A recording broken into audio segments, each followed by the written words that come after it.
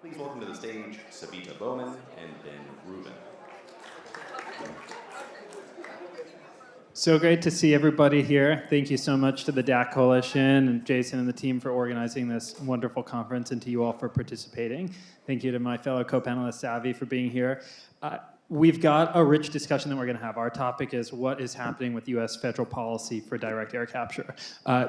I've heard several questions coming in from folks coming up to me during break, asking questions and chatter. So we are going to factor in questions from the audience. I'm going to begin with a couple of questions from Savvy. I'll introduce her. She'll introduce herself. I'll ask some questions about 45Q, the direct air capture hubs. But as we're talking up here, please take note of your questions, and we'll leave as much time as possible for you all to come and ask the questions that you've got.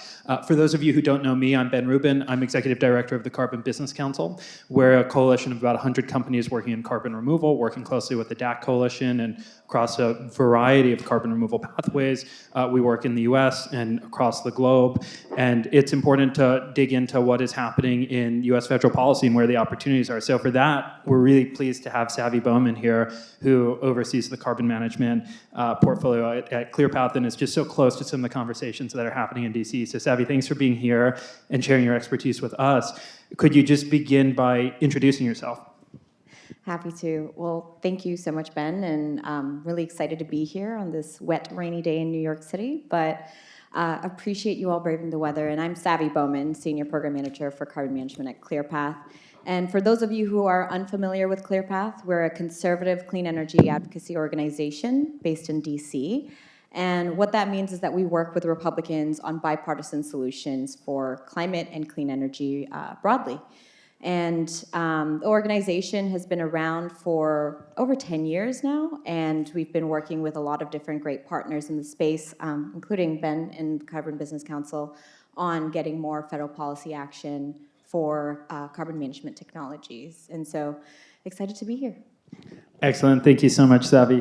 Well, let's go ahead and begin. Like I said, we're going to be talking about direct air capture hubs. We're going to be talking about 45Q.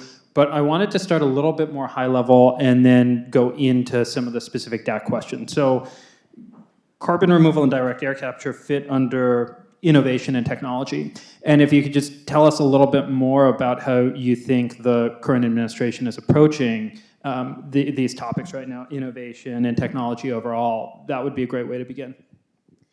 Well, I can't speak on behalf of the administration, but what I can say, given the current landscape and what we're hearing from Congress, is that what's top of mind at ClearPath as we seek to preserve conservative ambition for carbon management technologies broadly is that we're seeing that emissions reduction potential of carbon management technologies does not work as a standalone value proposition for many of the people we talk to and we need at the table, policymakers specifically.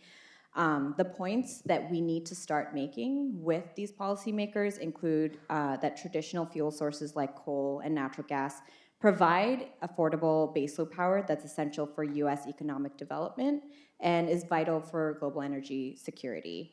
Carbon management technologies like direct air capture, like CCUS, that can reduce or eliminate emissions produced by these long-term power sources are critical to maintaining their longevity and US leadership, especially in energy exports. They are also responsive to, policymakers are responsive to economic opportunities when it comes to direct air capture. So talking more about the utilization pathways, the value proposition, and the economic benefits of concrete, of fertilizer, of any of the other value-added products that can be generated through direct air capture is going to be critical. And I think something we, being in this bubble, maybe think a lot about is how direct air capture can scale up in the innovation as it relates to climate. But to build in more buffer, to appeal to broader audiences, we need to be thinking creatively about how we can position direct air capture to be more inclusive in a broader sense. And I think also thinking about how the global landscape kind of plays into this. In the United States, we've had a lot of really great momentum with US federal policy that has attracted a lot of private sector investors and developers.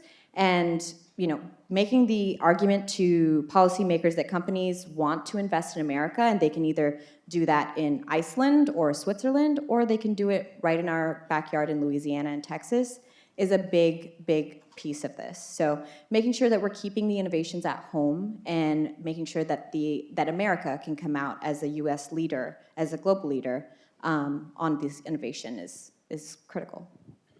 Thank you so much. I think that's really helpful context for folks as they're navigating some of the landscape to be aware of some of the points that are going to resonate and some of the positioning that's going to break through. Just in terms of breaking through, and for folks who are following and tracking the information, on climate news specifically, it feels like there is such a flood of news coming out every day that we're reading about of what's happening at US EPA or what's happening at the Department of Energy. Just as with your close conversations and your ongoing conversations with folks in DC, what do you think are the biggest things that folks need to know in the room about some of the trends that we're seeing?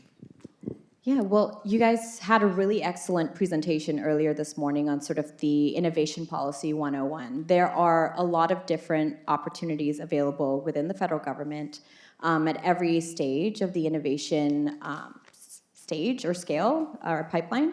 And so making sure that we're prioritizing, looking at these federal resources and making sure that they are utilized and made to be utilized in a way that it's an effective use of taxpayer dollars is a critical thing. Prioritizing compliance with congressional direction to provide regulatory certainty on projects, especially carbon storage projects, is going to be important. I think given the landscape we find ourselves in, this administration has demonstrated a willingness to put steel in the ground and actually get projects going. So this is the opportunity right now to talk permitting and being able to push forward on clarity for especially marine CDR projects that are getting more interesting for Congress especially, and talking about how we could get direct air capture projects to leverage the Department of Energy expertise to work with EPA to get permits out the door, get these projects going, and work on carbon storage. And to my point earlier on sort of like taking advantage of federal resources, we're in an interesting time right now because the federal budgets are being finalized, FY25 and FY26 especially, and paying attention to how Congress finalizes the language, especially in the consolidated reports, will give you a good indication of what to expect, what Congress is really prioritizing, whether it's in FECM, and that's Fossil Energy and Carbon Management Office at DOE, or whether that's the Office of Science or EERE. These offices will receive direction, and that language is particularly important if you want to pay attention to how you can continuously get federal funding support for your technologies in direct air capture and for carbon storage as well.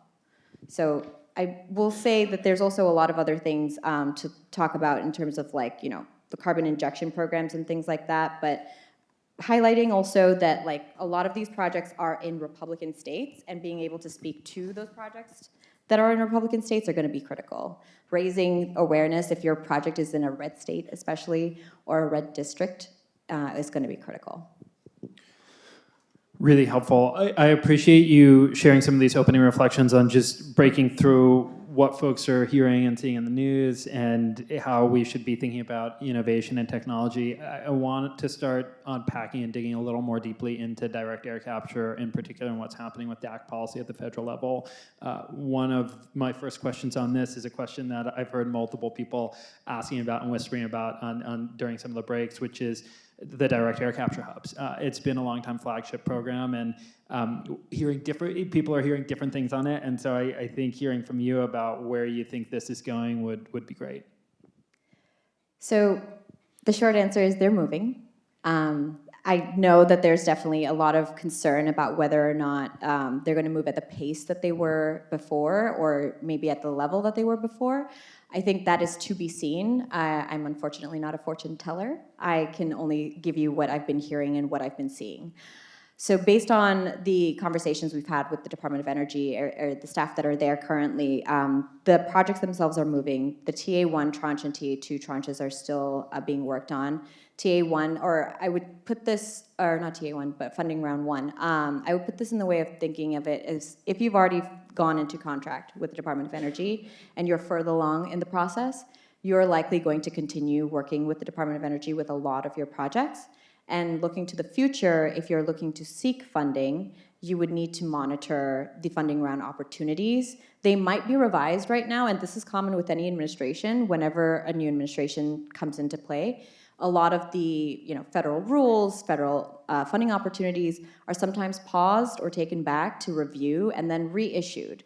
So I wouldn't be concerned that maybe you're seeing them come away or that there might be a pause on the funding. They're going to recontinue, and I mean, we're starting to see that based on conversations we've had as well with the Department of Energy staff that are very, very motivated to continue working on these programs.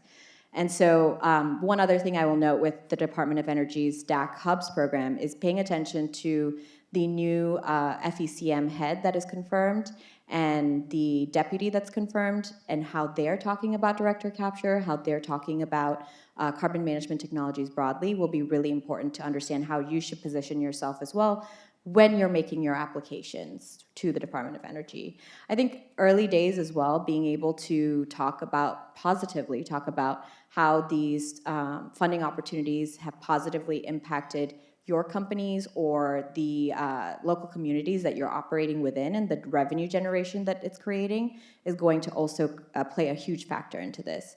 And being able to piece into the energy abundance piece of this, given the current landscape, how you could potentially be supporting big clean energy projects by producing cleaner barrels of fuel, or being able to even create other value-added products like concrete and fertilizer will be a big thing here. And so the funding round awards that we saw for the South Texas DAC Hub and Louisiana DAC Hub are moving, and then with the second NOFO, that is still going to be worked on, but the final sign-off at the Department of Energy will be needed once the political appointee is confirmed, and so that will take time.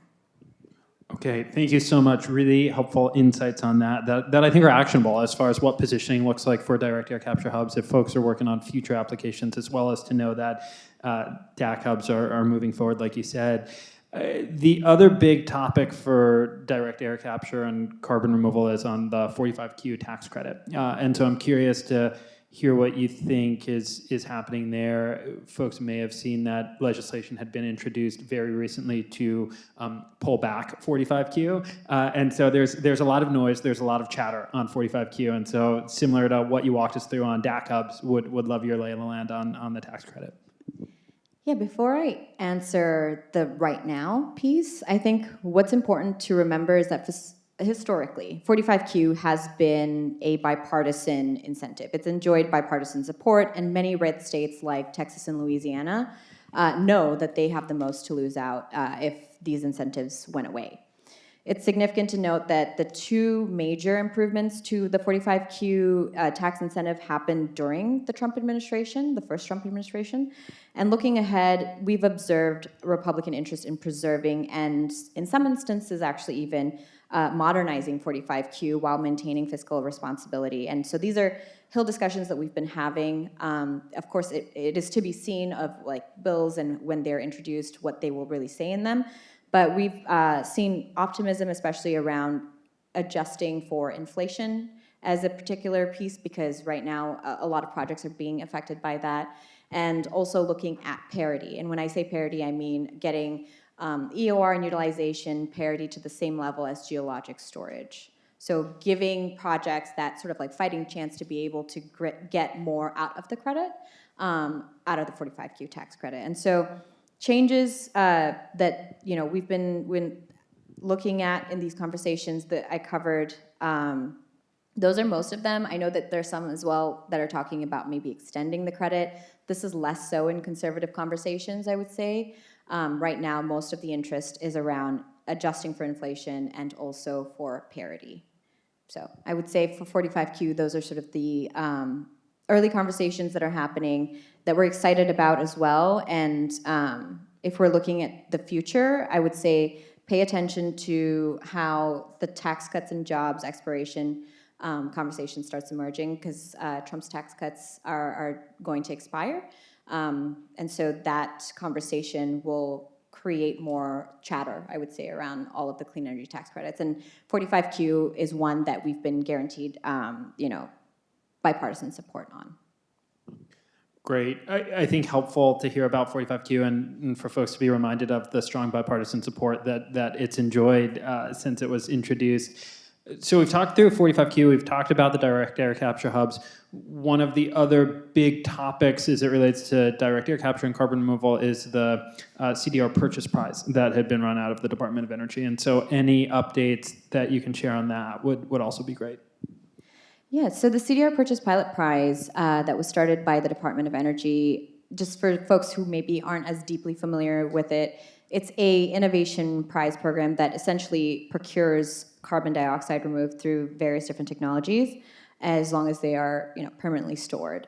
And so that program was started out through congressional language in the appropriations budget request. I believe it was either FY23, fiscal year 23.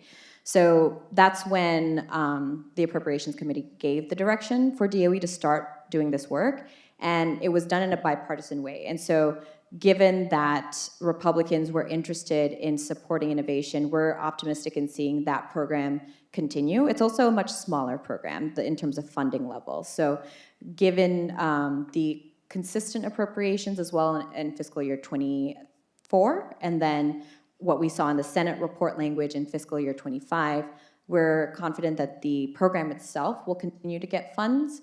And there's also, optimistic conversations going on about legislation that could potentially create more weight behind this program and make it actually authorized into law. And so I can talk about that in a little bit, but the CDR Purchase Prize will continue to stay in motion. And like I said, monitoring, who is going to be appointed at Fossil Energy, EERE, and Office of Science will be critical in ensuring the longevity of a lot of these programs. And given the program's emphasis on technology inclusivity, I think that also builds in a lot of a buffer. I know we're here to talk about DAC today, but Republicans are particularly interested in multiple benefits and multiple technologies and innovation. And being able to speak to tech inclusivity, even in the DAC space, like that you are looking at various different types of DAC technology, is critical. Right now, a lot of staffers and members of Congress are just familiar with, maybe one or two types. Being able to speak to how your technology is different, how it could even solve maybe a couple other different ecological or local challenges that communities are facing, especially in red states, would be critical for the success of those technologies. And so I think with the CDR Purchase Pilot Prize, you'll see continued support as well from Congress. Okay, excellent. Well, if people are only reading through the news, there can be what seems like doom and gloom, but I appreciate the updates you've given us here because it sounds like for DAC hubs, for 45Q, for the CDR Purchase Pilot Prize, generally there will continue to be forward momentum. The questions we've been focusing on so far have been some of the status updates and the check-ins about some policies that have been on the books, but also want to ask about forward-looking policies, about anything else that is in the works for carbon removal that people should be keeping an eye on, that is percolating and where there's forward-looking opportunities. Definitely. So I mentioned that there's legislative opportunities in my previous response here, and the piece of legislation that's bipartisan that we're particularly excited about at ClearPath is the Carbon Removal and Emission Storage Technologies Act, or the CREST Act. That would essentially authorize what the CDR Purchase Pilot Prize is. And right now it's operating based off of budget direction from Congress, but does not have that longevity if it's not authorized. And so authorizing language is really critical for programs to continue to receive support. The CREST Act has two titles in it, the first being a research and development modernization aspect, and then the second being that authorization of a competitive industrial innovation program for CDR. And that is a little bit more flexible than the CDR Purchase Pilot Prize language. It actually allows it to be structured in the way of a public-private partnership program that allows DOE to then enter into contracts with DAC companies, CDR companies. It's tech inclusive, so it would be all CDR, to purchase their product, essentially. And that piece of legislation was introduced in the 117th Congress and the 118th Congress. And we'd like to see it move as well in this Congress. And I know there's other bipartisan legislation that is circulating, the next generation pipelines, Act is a piece of legislation that would be supporting pipeline infrastructure in the United States, which would be critical for many of your technologies as well, especially given that we need to transport a lot of CO2. And we only have given a certain amount of CO2 pipeline infrastructure in the United States. There's also the CDR Investment Act, which was introduced last Congress on a bipartisan basis that would be a tax incentive that would be supportive as well for CDR. But given that it does come at I would say, higher price tag, that one is still going to be a little bit more challenging or has a little bit more of an uphill climb. So the more fiscally conservative a proposal is, the better chances it will have on a bipartisan basis this Congress.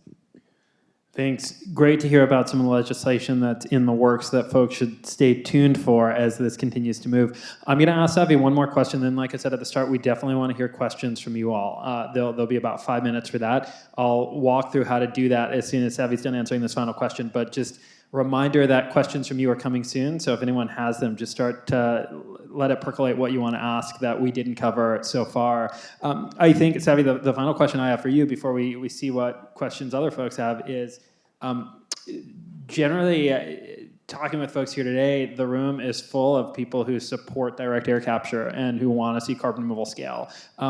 What can people be doing who want to constructively influence and continue moving the needle on carbon removal policy in the U.S.? Do you have any advice for how folks should be engaging? Yeah, well, I'm not the only source of advice. Definitely speak to a lot more folks in this space. There's definitely a lot of center-right advocacy organizations as well who are working with Congress. But what I can say from the ClearPath perspective is that being able to highlight your projects, especially if they're in red states like Oklahoma and Texas, Louisiana, that is going to be critical to building the argument and the case for direct air capture. Make it known to your senator, to your representative, and demonstrate that economic value. Bring in your one-pagers when you meet with staffers, when you meet with members, to show what are your metrics, and keep it fast, keep it clean. Like 1 page, that's about it. That's about the time that staffers usually even have to look at stuff. Provide public comment, especially in the next 2 years. If you can start providing public comment for any of the DOE programs, if they're starting to look for information from industry groups, they want to hear from you. You guys are the innovators. Talking about what's needed, what needs to change in a implementation of a federal program, whether it's the CDR Purchase Pilot Prize, the DAC hubs, or something different. Provide that public comment to this Department of Energy. Build also cross-sector partnerships, collaborating with industries, investors, and nonprofits. DAC is a global initiative. There are many, many other global partnerships that can be created, and demonstrate that strength that the U.S. is able to provide by providing that competitive angle and the U.S. leadership angle on a lot of these platforms would be particularly helpful. And then supporting, I don't really talk about this much at ClearPath because we don't work on state policy, but being able to start looking at the state and local policy opportunities will be critical as well, given this, there will be a lot of opportunities for implementation, getting steel in the ground in the next couple of years.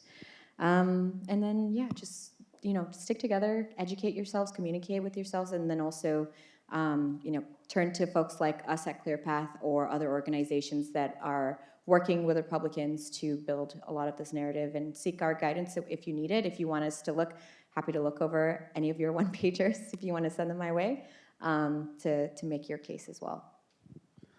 I think great advice for people to follow, especially to make sure the one-pagers stick to a page, and as well as the RFIs there's some RFIs at DOE that are open right now for that people can dig into and respond to make your voices heard. Our time is getting short, but we do want to hear a question or two. There's a microphone up here, so just ask if you have a question to raise up your hand. We'll call on you, and then you can come over to the mic. Do I see any hands up for questions?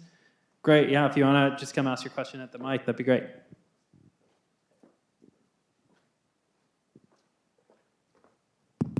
Yeah, I'm Philip Rose. I work for Energy Intelligence. I'm a journalist.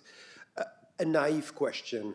I hear all your arguments, and it makes a lot of sense, technology, job creation, et cetera, et cetera. Isn't it a lost cause? I mean, at a time when entire departments and agencies are being asked, why would the administration save a niche sector, which is about climate action, basically. I mean, you capture climate, you capture CO2 because you care about climate, and I kind of understand the administration doesn't care about climate. So, I mean, I'm struggling to, I would like to buy your arguments, but it's a very hard sell. Thank you for the question. I think it's important for us because we've been talking about 45Q, we've been talking about the CDR purchase price, which are moving forward, but I appreciate the zoom out question about where this fits in with climate overall. So I will let Savi answer that, and I think it's a big question, it's an important question, and I think given the time, we'll close on this one, but it's a good big picture one to just take us home of what you want to drive home as your concluding points in response to that. I think you teed me up very well for my final point here, which is that DAC should not just be a climate technology. If that's one thing you take away, it is definitely solving climate issues, but DAC alone should be something that builds value for the economy in the US, for US competitiveness, for the energy security issues that we have, being able to speak to the cross-sector benefits for all the other industries. I know a lot of you might not work in SAFs or utilization, but if you do, highlighting the benefit that that economic generation would create is also valuable. And so building in those buffers, like I mentioned before, will be really critical in this administration and this Congress. And so I just want to leave it at that. DAC should not just be a climate technology. Okay, I think a great closing edict for how we think about broadening the conversation around direct air capture and carbon removal. With that, thank you all so much again for being here. Thanks to the DAC Coalition for organizing, and a big round of applause to Savi for all these great insights. Thank you.